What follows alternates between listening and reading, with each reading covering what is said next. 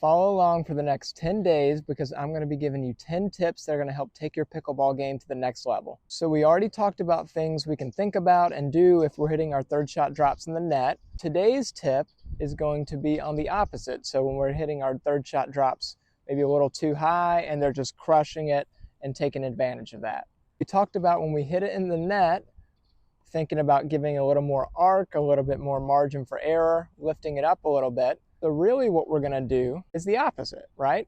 So now that we're hanging them too high, we're gonna try to bring it back somewhere in the middle. What we're gonna do is instead of just hitting all under it and as slow of a drop that's kind of floating, arcing over, what we're actually gonna do is maybe add like 30% or so drive to that. Okay? When you hit through it a little bit more, it's going to bring that arc down. And even if it's not bouncing in front of them, as long as you're making them volley from down low, you get what you want.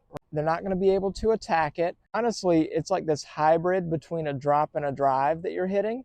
When you're making it come in a little bit lower and it's dipping now, coming a little bit faster, they're more likely to kind of pop it up or just not be able to do much with it. So not only are you going to keep that ball down a little bit more, now you're hitting a shot that's pretty difficult for them to react to.